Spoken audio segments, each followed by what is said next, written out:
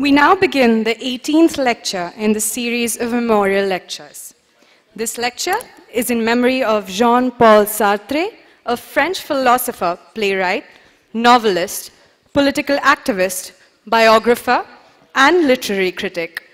He was one of the key figures in the philosophy of existentialism and phenomenology, and one of the leading figures in the 20th century French philosophy and Marxism.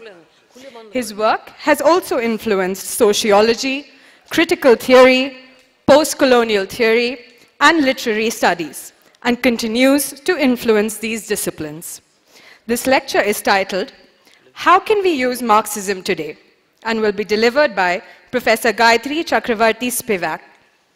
This lecture will be chaired by Lord Meghnad Desai, Emeritus Professor, London School of Economics. Lord Desai, can I request you to take over the proceedings? Thank you. I think it would be absurd of me to try and introduce Gayatri Chakravorty Spivak.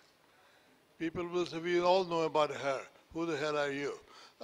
So I think it would be best that I assume you can all read and write, or at least read if not write, and you have read this splendid description of her career, which is about 1/10 of the length it should be. No, but anyways, here she is, and she is going to talk, and we will have 10 minutes of questions and answers. And I'm now telling you that by my rules, every question is just one sentence. Because in House of Lords, you have to say, does the government agree that? And that's it. You can't go and make a speech. So please don't make a speech when you ask a question. Ask a question. You've been warned. Okay, Gayatri Spivak. Yes, I would actually, if there's time, I'm quite happy to have more than 10 minutes of questions. That's the best part of the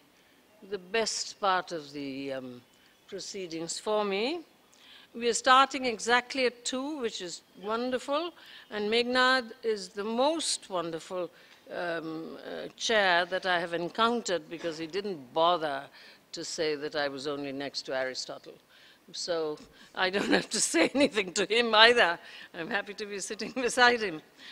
So I will thank everyone, for, especially Neeraj, for their hospitality and for such a spectacular conference. By the way, you know, I'm not mad keen on giving the Jean-Paul Sartre Memorial Lecture. I mean, I, of course, see why I should be associated with the French philosopher. I've been much influenced by French post-Hegelianism. But my problem, and I'll only put it in a sentence, Meghnad, is that he and his wife were quite benignly contemptuous of Fanon. And Sartre thought he was doing him a favor, read the first chapter of his book much too fast, wrote the wrong thing about it, that Fanon was endorsing violence, and forever, since people read Sartre rather than Fanon, forever tied Fanon, a healer of violence and a describer of violence as a symptom of colonial violence, as an endorser of violence. Fanon is my brother. He was a wild guy. You know, so I am envious of the person who is delivering the Fanon lecture. I pay my respects to Monsieur Sartre, but I think I will remove myself slightly from... Let me assure you, there's no guilt by association just because you've been asked to give the Jean-Paul Sartre Memorial Lecture. These things are random. But we will not associate Jean-Paul Sartre with you ever again. Or the other way. Or the other way. Well, you know, yes. He's dead and gone. No, I mean, he's okay. I have no We problems. don't care about him. I mean, La Nausée is a wonderful novel and so on. But what he did to Fanon, exactly. And then everybody has also sanctified Fanon as the African revolutionary. I mean, you know, I am taking more time than I should, but I have to tell this story, which I've already told Neeraj. You folks all know, I hope, Iqbal Ahmed, who was a grand Bihari. He was born in Purnia. And we say, we old Bengalis, that Biharis either hate Bengalis or love Bengalis, and sometimes both. And believe me, Iqbal adored me because we were both, and when Edward Said would kind of slightly look at him with, amused contempt because his accent in Arabic was not quite correct to South Asian, he would turn to me and speak to me in a completely incomprehensible language, which I knew he thought was Bengali, and I would answer. So we had real connections. And he told me, since he and Amilcar Cabral were in Tunis with Fanon when he was doing Mujahid, as was Assia, in fact, he told me that Amilcar would sit with his legs up on the arms of the armchair and would say to Fanon, France, stop being a utopian already. Stop distorting your facts already. And so, I must say that that's the France that we want to think about, rather than this African revolutionary who said, kill all the colonials. That's all. Okay, goodbye. Of course, not goodbye, but hello. Goodbye, Sartre, if you like. Yes. Anyway, this lecture is given in the spirit of autocritique from within an alliance. I hope a shared interest in a just world, and in fact even a shared interest in using capital for social uses, believing in the social productivity of capital. Within this alliance, I am offering an autocritique, but I must also say that the nature of the autocritique is not a recommendation of boycott politics. Instead of, in spite of Karatani, I don't feel that boycott politics is very much more than a kind of middle-class romantic, anti-capitalism which allows one to feel good about not doing anything. I must say that I have associated myself with a very important boycott. I can't really talk about it now, but I would be quite able to offer my reasons for it. But anyway, I want everyone to understand that this is presented in the spirit of an autocritique. In fact, how can we use Marxism? That's my title.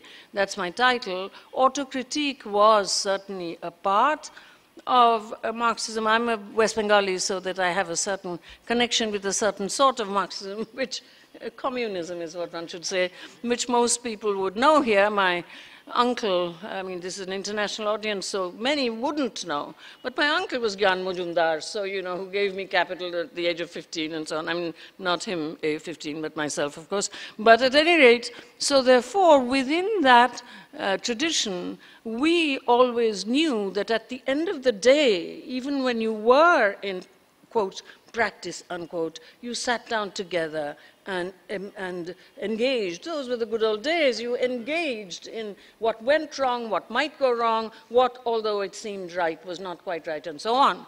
So please, once again, because I do not want you to think that this is anything but that, understand that I speak from within that habit, put in one much earlier than when one thinks about politics in any serious way. In any such topic sentence, how can we use Marxism today? The first obligation is to ask, who is the we here? The we today are part of the problem because we accept funding from the corporate sector. My friend Shapon Adnan will speak on primitive accumulation. I will not hear him. I have to leave.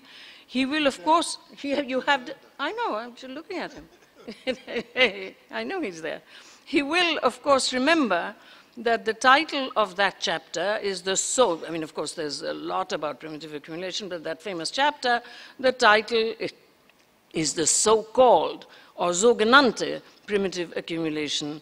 And that the reason for it, as Marx begins in a wonderful mocking tone, is not a caste system. That, and I quote the English translation somewhat modified, long, long ago, there were on one side a diligent, intelligent, and above all frugal elite, and on the other, lazy, ragged characters who blew off all they had and more. And from this dates the poverty, writes Marx, of the great masses that up to now, despite all their labor, have nothing to sell but themselves, and the wealth of the few that increases constantly, although they have long ceased to labor. Marx is mocking, this is the bourgeois economist's account of primitive accumulation. This is the embarrassing and therefore unacknowledged philosophy of corporate funding. Some are just not good enough, you've got to help them. Or the Borolok Matha Khatai, Chotolok Gotor Khatai philosophy of the caste system acceptable to the subalterns in my teaching area in West Bengal and comprehensible to them. Marx says rather that so-called, and Chopin, please correct me when the moment comes. I'm not an economist, I know nothing, but I'm a human being and economics works for us, so you gotta do this. Marx says rather that so-called accumulation is originary agribusiness. Originary and primitive are two different things, right? Toward the end of it, I always say that originary is like engaging the clutch when you start a car. You have to do it every time you start a car, whereas a primitive, origin, etc., that's kind of a reverse teleology. Toward the end of his life, Marx wrote that people who want to sell only the good that capitalism does explain the world without mentioning the theft of surplus value, the difference between the worker's need and their capacity to make. A simple truth. In such an explanation, Marx writes, the form of surplus value specifically characteristic to the capitalist mode of production is happily, glücklich is happily, set aside.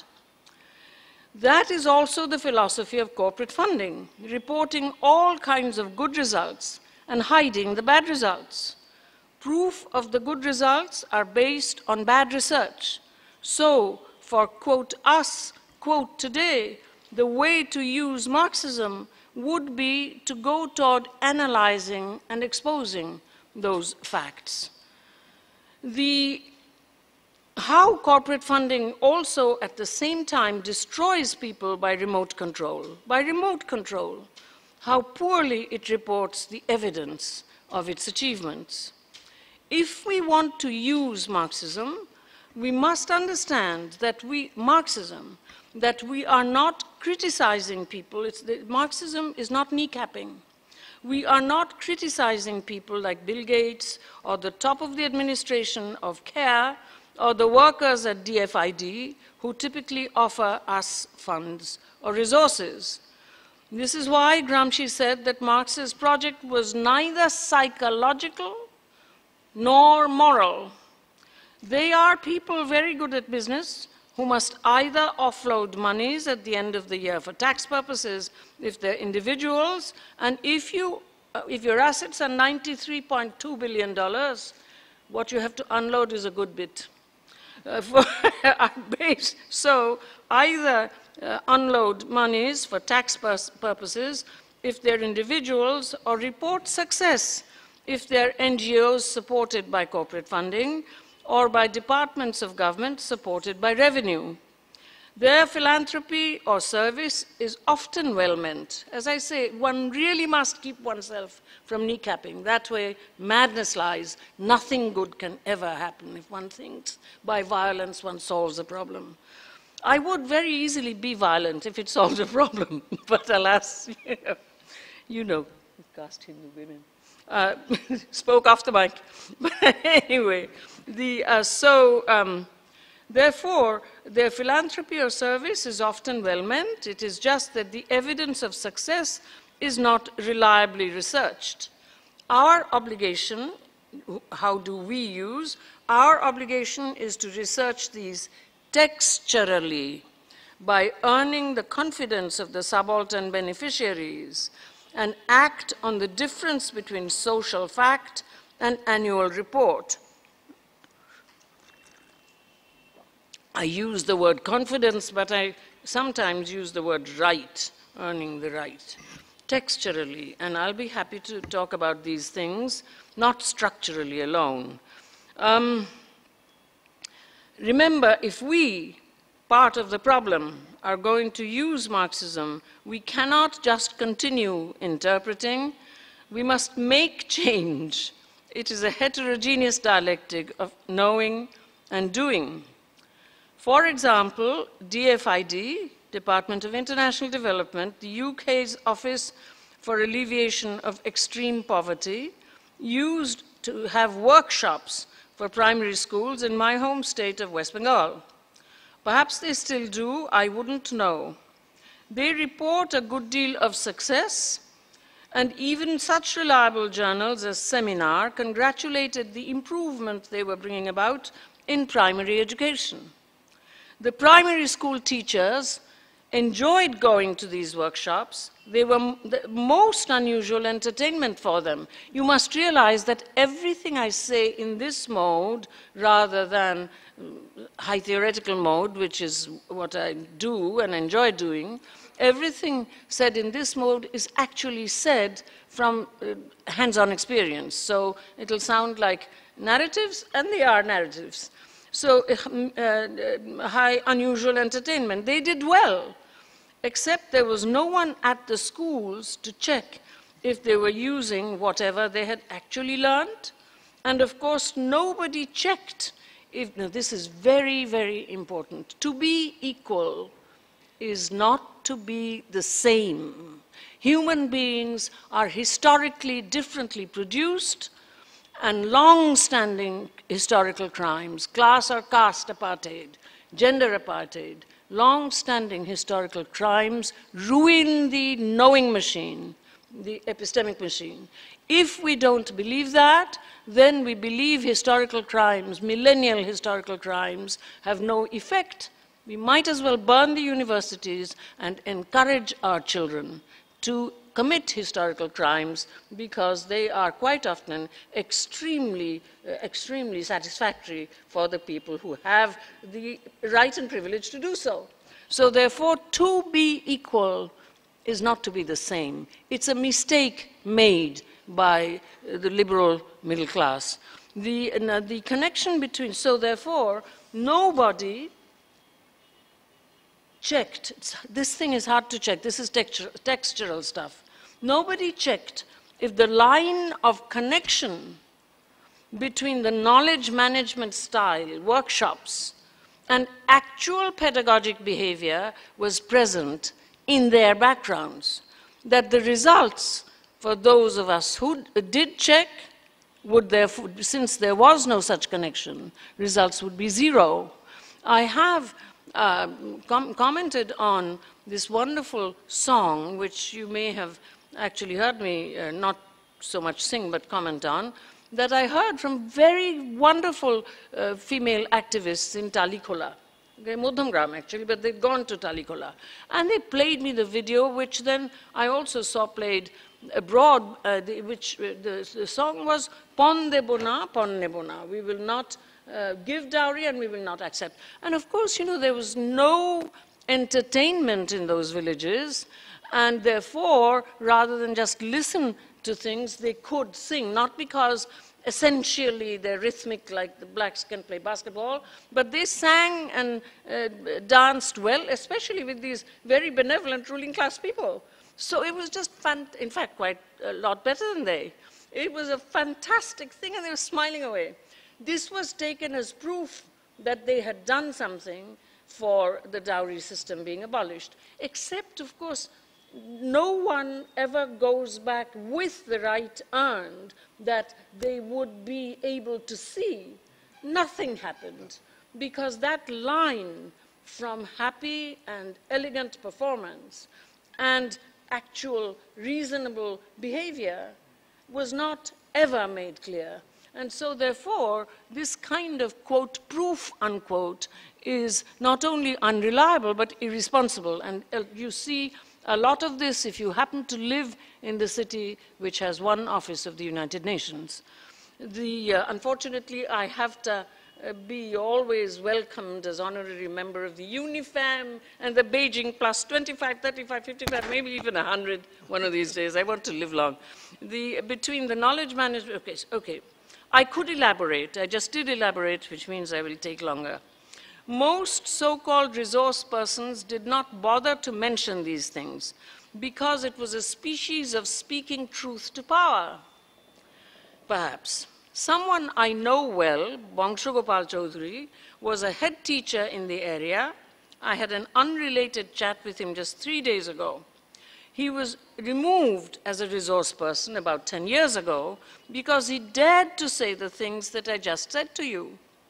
Now, you can say that this is only one example, and so it is. But it involved quite a few villages. And one counter-example, as we have been taught by our teachers in the humanities, especially qualitative history, one counter-example is already too many. More than in the humanities, which is learns from the unverifiable anyway, but certainly in qualitative history, one counter-example is already too many. Another local landowner from another western district of West Bengal accepted a large grant from UNDP, the United Nations Development Program, since they wanted him to use part of the ground for building purposes, part of the grant for building purposes immediately. He built them immediately for so-called schools. These uninteresting buildings were used by cows and goats and chickens and so on. I'm embarrassed to report that I myself have used these buildings for answering the occasional call of nature. I was requested to speak to the 100 teachers who had been acquired at below minimum wages, all men, and I did speak to them. Over the years, since nobody came to see if anything was going on, except when on advertised visits, the school children were supposed to be doing things with the school teachers, I, in my frequent visits, never saw a single one of the schools in action, never saw a teacher teaching. Now, these were flunkies of the guy. You know, I'm not mentioning, I knew him very, very well indeed. I can't tell the whole story. But I must say that my sister, who is a much more industrious version of myself, chemistry doctorate, she used to work for UNICEF, the less said the better. Never saw a single one of, and then NCERT did a lot for at least keeping the textbook straight. Never saw a single one of the schools in action, never saw a teacher teaching. However, this gentleman accepted a big literacy prize from one of the Calcutta newspapers and even had the gall to say that his hope was that each one of his children in the area would receive education, his children. To produce statistics, the children of West Bengal that I know well in the rural areas are promoted from class to class, even if they get no more than 3 over 100 or 2 over 100 in various subjects. I have looked at these transcripts yearly now for over 20 years. I've been told, and I know these children, I've been told by the ministry that this is a government injunction, even as the guy, I won't name him and I won't tell you what he does. I didn't know him. When I went to the ministry, he jumps up, says, Gayatri, on your books, we have grown up, etc. Okay, and so he tells me that the government injunction, to let them pass through without an education. This enhances the statistics reporting years attending schools on the Human Development Index. Textbooks are also produced, and I teach from these textbooks obviously produced by people who have received some training in teaching English as a second language, smells of Sussex, and also they certainly avoid the abstruse language of the older textbooks and replace them by conversational accounts that are completely incomprehensible to teachers at the bottom, because, once again, this is textural work. If this is boring, don't let it bore you. I can bore you, but these accounts shouldn't if you're listening to something in response to how can we use Marxism. Textbooks, and replace them by conversational accounts that are completely incomprehensible to teachers at the bottom because they're not trained to see that the conversations contain topics. And you know, they are so politically correct. The children are Muslim, Hindu, Santal, Munda, Orang, Sikh, just all kinds of people talking away to reveal the topics that are unrevealable to these teachers. When I said personally to the person responsible for collecting the production of these books and offered to help so that the textbooks could also be accessible to the bottom-level teachers, I was told that these books were produced in order to bring those who went to English medium schools back into the Paschim Bongo Shiksha Parishad, classism, back into English medium schools. This is why I say you want to use Marxism in the R&D, research and development, because this indeed, this and finance capital are the biggest global circuit of exploitation happening today. Finance capital, at least people know about, but this R&D is such a hoax, you have to get involved with it to see that this has nothing to do with Amadir Davi and proletarians owning the means of production and so on. This is a different kind of ballgame. So that is why I say you want to use Marxism in the R&D, research and development, which is where capital works most freely globally. Our obligation is to assess research and development and not just write about them. Remember, just to interpret is not enough. We must change the world. It is a heterogeneous dialectic of knowing and doing, and just going to places to inspect something and producing annual reports without textual involvement or write for monthly review will make you a new celebrity, but it is not using Marxism in a new form. I should say something somewhat personal. I thanked you for your hospitality, and part of it, of course, was a ticket. Now that the money is already spent, it would be useful for me if it could just be given to the institution that manages the finances of the schools. When I made this request, the schools were described as my charity. I have to spend that money in order to do deep field work for the critique of educational philanthropy. This ain't charity. This is like paying a fee. For the critique of educational philanthropy, which is altogether bogus. I teach it, and this is the fashion of the week, fashion of the weeks over years. I teach in them exactly as I teach at Columbia. And it is therefore possible for me to say that being a Marxist today, we can't just establish schools, make buildings, give textbooks, teach cyber skills without any kind of subject formation for use, go talk to the teachers in pep talk style conversations, and pretend that we are changing the world in a Marxist way to create a will for social justice. The will for social justice, which will then want to use capital socially and to make the children of the largest sector of the electorate care not only for themselves, but for anyone, everyone. One of the contradictions of democracy, which is a very hospitable system. Therefore, if I ask the question, how can we use Marxism today? Then I am obliged to say, by developing ourselves into folks who know something about regulating capital, law, it is just that there be law, but law is not justice. So not just regulating capital, but want to contain capital. Marx's unexamined humanism takes this for granted. He's wrong. So therefore, it's not enough to say, as my mechanical Marxist friends say, oh, that's bourgeois individualism. No, sir. That's ignorance speaking. How can we use Marxism today?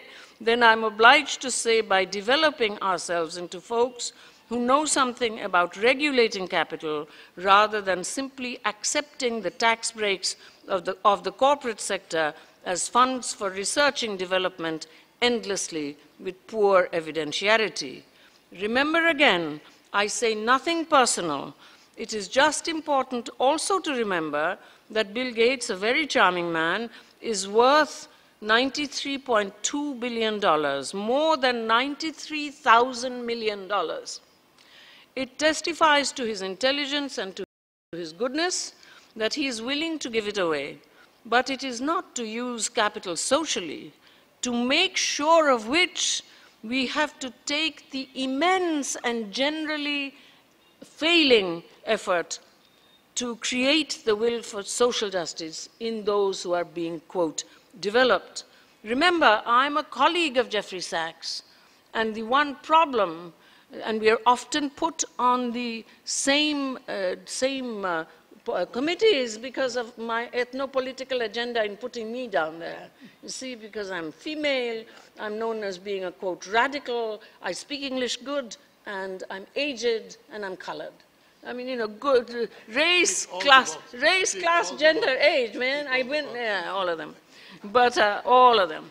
And so, therefore, the idea, you know, and when you hear the accounts on TV, you will hear women, you know, like women, like Amina Muhammad.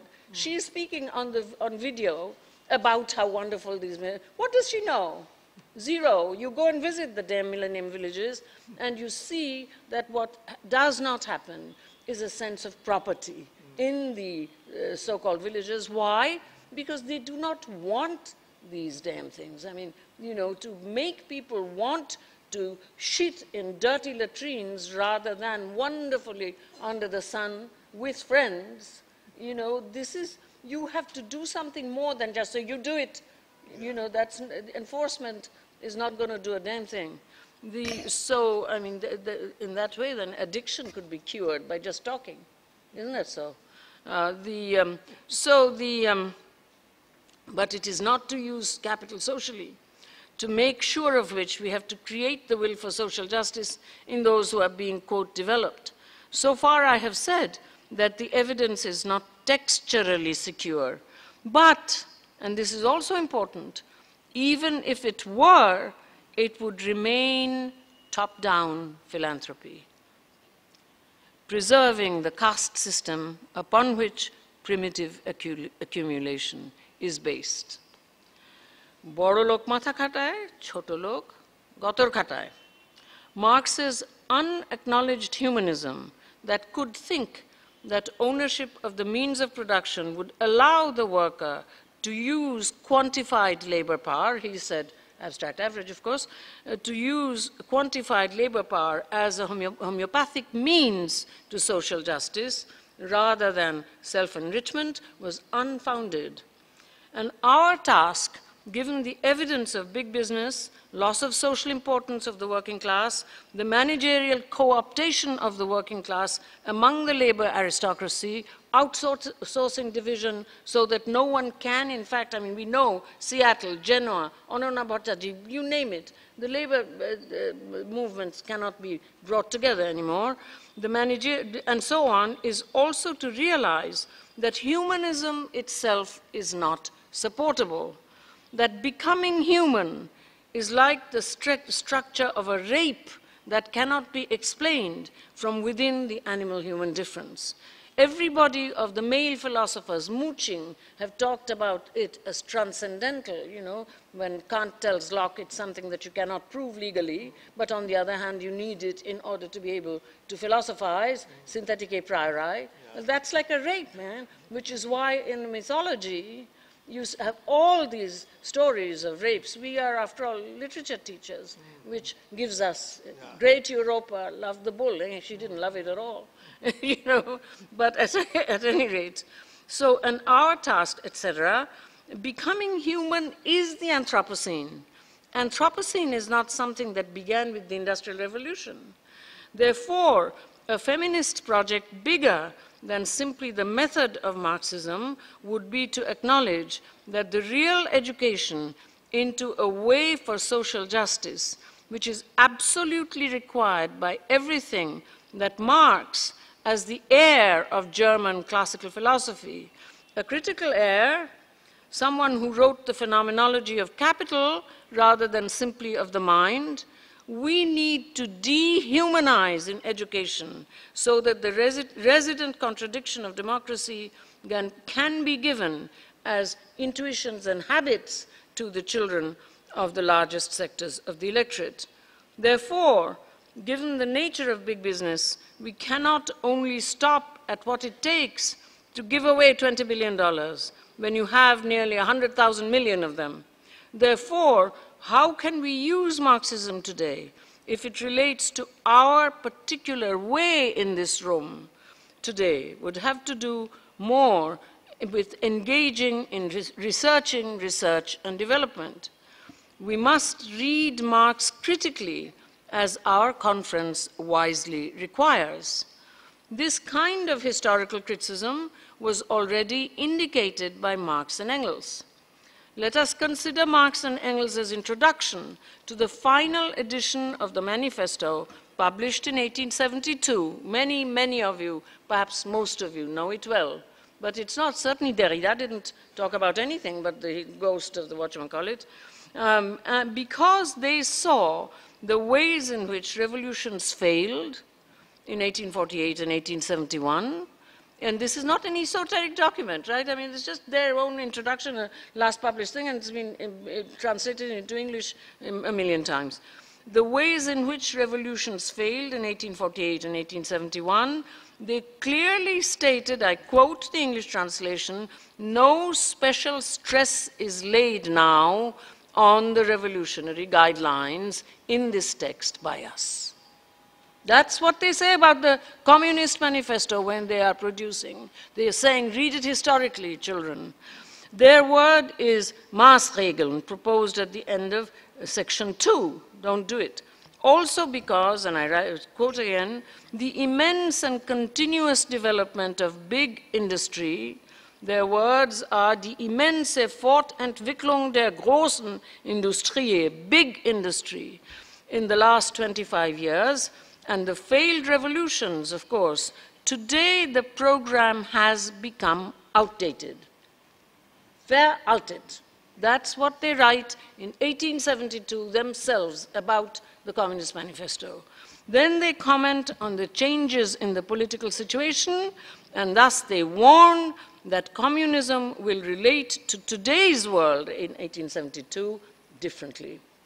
We must take the next to the last sentence seriously. They write, the manifesto has become a historical document that we cannot give ourselves the right any longer to alter. An icon. In other words, keep up with the times, readers. Learn the lesson of history. Make your own move. Therefore, the injunction contained here is, as we preserve, and for us it is ancestor worship, all the stuff that is historically outdated in terms of big business and failed revolutions. Does it ring a bell? Big business and failed revolutions? Much bigger ones have failed in our time. Yes, the big business and failed revolutions we must revise and reimagine, not just rethink. Again, if I had time, I would talk about it, boring you even more. So where is big business today, if not funding all kinds of so-called radical material, like our own celebration, in order to make us be blind to the task of reimagining Marx? Remember, Robert Paul Wolff and Herbert Marcuse had already called this repressive tolerance in the 60s. And there is a Herbert Marcuse memorial lecture here at the conference. In the same way, let me recite something I say in every talk, and no one pays any attention. It's Raymond Williams, describing every moment of social practice as a dance of archaic, residual, all with our Hindutva and cow's urine and so on. You know, I think, in fact, I will get a prize, because in the ecological agriculture stuff that I do, they're using cow's urine as a pesticide. Don't you think I should let, yes. Anyway, so the... I will pass on that. You pass this on, eh? Raymond Williams, describing every moment of social practice as a dance of archaic, residual, oppositional, alternative, emergent, and pre-emergent, warned us that the dominant constantly accommodated the oppositional in order to make it an alternative. We are an example of that. The corporate sector and so-called international civil society can congratulate itself in that it supports radical interventions like a celebration of our Marx in order to put it in its place as a splendid alternative. To show that this sort of thing happens all over the world and in many media, I quote Edouard Antin, a film critic from Argentina, commenting on award-winning films from the region. I quote, by, quote, independent industry, he writes, I mean independent, right? I mean the continuous output of films that are co-financed by foreign funds, chosen by festivals, and recognized by jurors because of a carefully written script, the presence of trained actors, usually with a theater-like intensity in their performances, the high standard of technical quality in sound and image, the political correctness of the subjects, and the emotional appeal of the stories. An optimist could praise this state of things as a true advance in Latin American production in recent years. A less favorable perspective will state that this is a sort of Hollywood filmmaking for the third world with a neo-realist touch. Marx, when he's interested only in the economic sphere, compliments capital. I quote, very well-known passage. It is one of the civilizing, because he uses, the English doesn't point at this kind of thing. I use a hyphen, which of course Terry Eagleton would kill me for. Civilizing, because he uses a strange word, civilisatorisch. That's not quite absent in German, but it's certainly slightly odd. Sides of capital, he writes, it is one of the civilizing sides of capital that it extorts this surplus labor in a manner and in conditions that are more advantageous to the development of productive powers, of social relations, and in the creation of elements for a higher renewal than was the case under the earlier forms of slavery, serfdom, etc. It is important that he's not speaking of capitalism here. In this passage, Marx is looking forward to the socialist use of capital. I say some more about this passage. We can ignore that. This is where our effort, joining with a globally diversified effort, can teach and practice Marxism by persistently displacing greed as the prime mover. A revolution in consciousness that produces the desire for general social justice rather than only rights for one's own groups, even when they're justified. One-on-one, yet collective. Precisely not the bourgeois individualism with which my mechanical Marxist friends dismiss me when I talk like a paid teacher of the humanities, which is what I'm doing now. Yet without a changed epistemological practice, that is to say, how we know, what we think of ourselves as knowers and what we think of the object known, exactly the same as us, is a completely liberal, bourgeois, romantic, anti-capitalist, non-Marxist mistake. Even a slight step forward, which is we are like them, a very slight step forward, is not enough. It's that diachrony of production of people in a synchronous same time, contemporaneity in the digital, that should occupy us. We came here to this room with different histories. That doesn't mean you break up collectivities. It's just that you understand that the collectivities that are formed are practical and not necessarily real. You can't trust them just because you demonstrated for a commonly shared problem together. That ain't unity. And that's not how the vanguard produces class consciousness. America has taken that up. I became a tenure-track assistant professor in the fall of 1965. So I've been teaching for a very, very long time, 53 years. And so I began teaching in the full flush of the 60s. And this idea, the vanguardism by which the masses will be raised to class consciousness, found its liberal, anti-capitalist, romantic fulcrum in the consciousness raising of the 60s, where one destroyed the universities by ignorant teach-ins and think-ins and live-ins, etc. So, I mean, I was only 23, so to an extent, but even then, having come from West Bengal, as it were, I had a sense that something awful was happening here. And something awful really did happen. In fact, again, if I can just waste some more of your time, you see, when I went in, it was before Lyndon Johnson had changed the alien registration laws. So there were no diasporics really feeling cultural pain and writing novels always telling the same story of how they were feeling cultural pain and so on. Because, I mean, there were no diasporics, so very few. And so, therefore, when I went, one was obliged, since novels hadn't written me to feel cultural pain, just say, well, I'm from Calcutta, I've read Time magazine, I know everything. I was 19, okay? And so I saw, and I'd gone, with $18 in my hand and borrowed money on a life mortgage. I knew nobody in New York or the United States or anywhere. I was happy as a lark. But I saw that there was an India there which I did not recognize at all. I sang with Allen Ginsberg on a harmonium and so on. But when you're young and your imagination is strong, you're in the humanities, you've been taught by excellent teachers, you can do anything. So there I was. And then in 1962, I saw Malcolm X. When he came to speak at Cornell, believe me, when he started speaking, he was a very gentle-voiced man, which people don't realize, debating with James Brown. When I remember it to this day.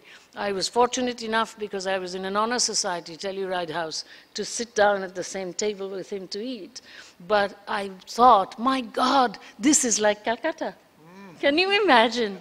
A young girl, I was 20, thinking that she had, I wasn't even thinking, because as I said, it is only in 65 that Lyndon Johnson opened that thing, 500% Asian immigration, mostly professionals and so on, and in the second generation after that, all this stuff about, cultural troubles and migrant novels in English and so on. I congratulate Jhumpa Lahiri for having gone away from all that stuff and writing in Italian.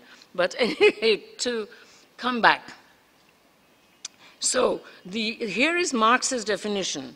Okay, this is where our effort, joining with a globally diversified effort, can teach and practice Marxism by persistently displacing greed as the prime mover, a revolution in consciousness that produces the desire for general social justice rather than only rights for one's own group, one-on-one yet collective, precisely not the bourgeois individualism with which my mechanical Marxist friends dismiss me.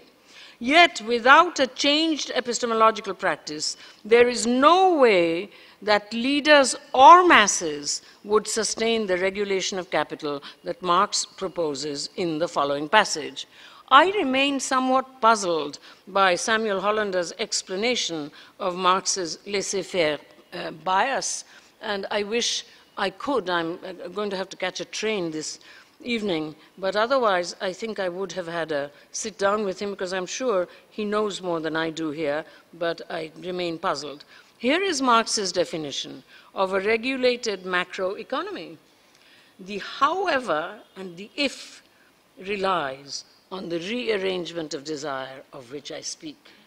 If, however, pass it backwards, if, however, one reduces wages to their general basis, that is, that portion of the product of his labor which goes into the worker's own individual consumption, if one frees this share from its capitalist limit, self-constraint, and expands it to the scale of consumption that is allowed, by whom, one asks, of course, social forces of production and social relations, expands it to individual, if one frees this share from its capitalist limit and expands it to the scale of consumption that is allowed, on the one hand, by the existing social productivity, that is the social productive power of his own labor as effectively social now not in the humanities sense, but in the sense of quantification, effectively social, and on the other hand, claimed by the full development of individuality.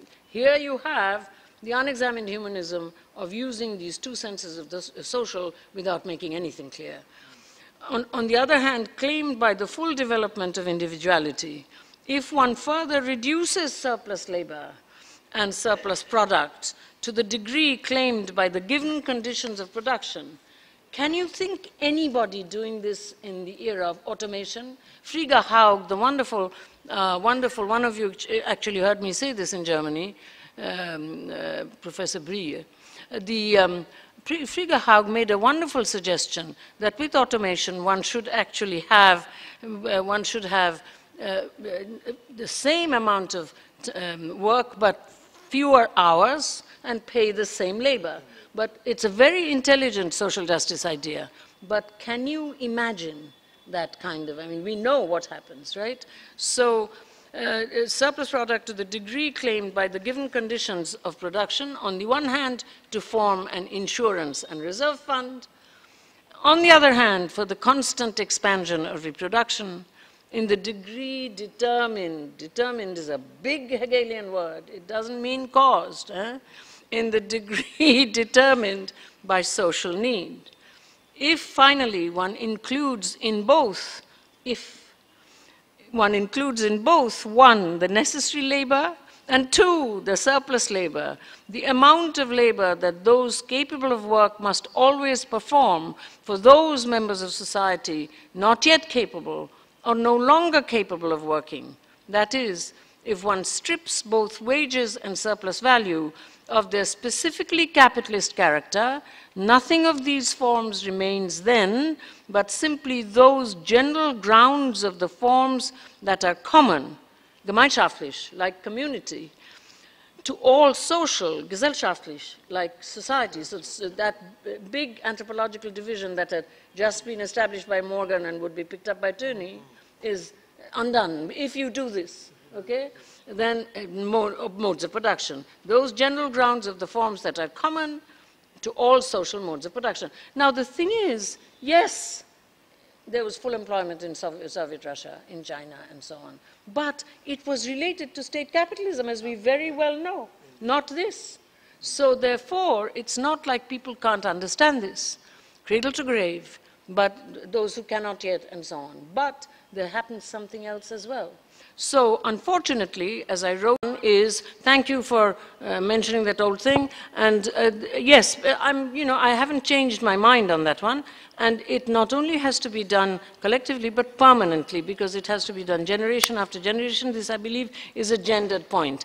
And I should also say that just speaking truth to power is not enough. I mean, they didn't do it. I mean, I just read someone very good and strong, but, a senior moment, I forget who, but they were also criticizing the idea that speaking truth to power is fine, but that just kind of makes you like a bold person, etc. It's like doing things, etc. Oh yes, it was Ngugi Wa Thiong'o, and he was a friend of mine. He said, we Africans don't just speak truth to power, and he's right. It's not just we Africans, but, people who are not just thinking about themselves as organic intellectuals. By the way, everyone is wrong about Gramsci, not everyone, but most people in the United States, when they think organic intellectual is necessarily a good thing, but I can't go there. Okay, so you want me to tell you how to reimagine things. Now, that takes a long time.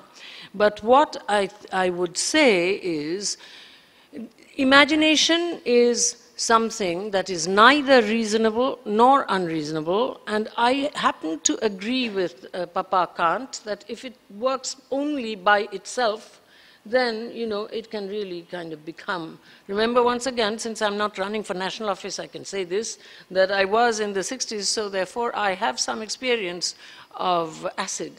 And, that is like full, oh yes, we grew our own dope because it became very fashionable. In Calcutta, it was just, the servants, and then the beatniks discovered it, and the whole middle class. But at any rate, so that is kind of what imagination looks like. But reimagining something is more like thinking flexibly. Imagination, therefore, has to be trained to become flexible so that it's the only thing that will really let you go towards a mindset which is not yours, which is because within the fragility of reason, which is a fantastic instrument, reason is not to be forgotten, but it's fragile, it has to be protected. Within the fragility of reason, you generally reduce things to something that looks like truth. You have to. And so therefore, an unreason, of course, we don't want to play with, because that's where things like religion reduce our capacity to imagine to its shortest and smallest way, which is to believe, ontological commitment. It happens, it is there, right? So at any rate, therefore, imagination can be trained to become flexible. And that we do. And that cannot be done by knowledge management or quick speed reading, speed learning, sorry. But so therefore, in order to reimagine, you have to imagine the many external circumstances within which this reasonable voice spoke. More than this can only be done if you and I and a group of people sit down together and look at something together. Otherwise, I would bring in examples as I usually do, and it would be a very long answer. The one thing that you can think about is the thing that I wrote 21 years ago when I was asked to help the Stiftung Dialogik change from looking after Nazis, people, Holocaust survivors, looking after Holocaust survivors, to looking after asylum seekers, Rwanda, etc., because I did write that thing as an imperative coming from external circumstances, conjunctural, imperatives to reimagine the planet. And there, if you go to that one, there are some indications, not in the death of a discipline. And the final thing is, imperatives are described by Marx in the only place where he somewhat lyrically describes the content of proletarian revolutions, because generally it's always form. The imperative from outside asking you to reimagine yourself as revolutionary by realizing it's a false promise. Hic rodus, hic salta. Right? Yes, yes, that's what that. Yeah, but it is true. Okay, wait, one more. Jeffrey Sachs. Okay. Now, again, it would need a very long answer. But there are people who are not even really seriously Marxist or anything, but talk about, like Shikwati from Kenya. They talk about human capital. It's not necessarily a fine phrase, but it's certainly something that can combat the sort of money, just add money. Poverty alleviation, just add money. I'm not going to name names, but one of our very dear friends of people in this room, who happens to be a homeboy of mine, whom I've known since I was 5 years old, told me, he will remain anonymous, told me that my colleague whom we are discussing had been a very poor student. And he also said, so you see, what he is producing is a very simple solution of how to add poverty. Just add things. So you see, so therefore, this aid politics, the thing that I would have talked about is, which I experience as a non-economist. Remember, I don't know anything, but I go through life in this way. I experience, I know now the global development people backwards. I go to so many places in order to learn how gruesome research and development is, and what the connection between research and development is, almost nothing, policy making, and when it is, even then, how bad, because I actually work with these two people in Ghana, Alois Tustenkabe and Helen Yita, and Wanjiru Gichuhi in Nairobi for 5 years now, to make them do what American undergraduates reading Irving Goffman have learned like 1,000 years ago, and yet they can't do it. Most people believe in Africa there's no class, right? Yeah. Then Kabe himself says, look here, our old structures of power, they're not fools, our old structures of power. And when, Goffman says you must, imaginative flexibility, you must learn how to talk to the other person, right? Let them, etc. One of them, Helen, she's darker than I am, so she cannot blush, but I can see in my imagination, she's blushing. She was trying to do this with the maid, okay? So the maid, a maid person, a good interviewing technique like this. So the maid is sitting there and she's asking her to talk, but obviously the maid is not saying anything. And so Helen tells us in our meeting, so I'm saying, come on, You know what I'm saying? So therefore, the idea of, you know, this, the R&D at work and all these knowledge management, I mean, that's so stupid. And nothing happens from it. You just keep very happy, you have a leader, you've thought about solutions. But at any rate, so therefore, what one sees is that in the aid pattern, and you can go and look, what I ask is, whom do these people not fund? That's research, a little difficult, but you know, research is difficult, that's a big deal, you know. Because for continental Africa, it's only bodies. Clean water, HIV, AIDS, malaria, mosquito nets, you name it. Bodies, no mind thing.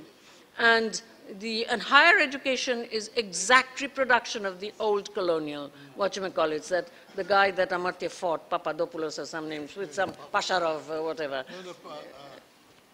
It's a Greek name with a P. No, not a Greek. Okay, all right. See? Yes, I don't know anything about anything. But so, you know, so higher education is coming forth, but they are reproducing exactly what happened with colonial education. Okay, number one is that. North Africa, on the other hand, because they're, of course, self-styled Carthage and Mediterranean. I mean, I'm in Tunis often, open the book fair. And so, therefore, those places can get some funding. Okay? And the last one is South Africa, which is a white country. They get everything. You know, and I'm there also quite engaged, talking about curriculum development and looking at government, whatchamacallits, again and again in Durban and Cape Town. Durban is a bit better than Cape Town, which is totally lost now. But at any rate, so therefore, the idea of the policy in aid is shared in some ways by, but of course, Jeffrey Sachs has been unseated by China.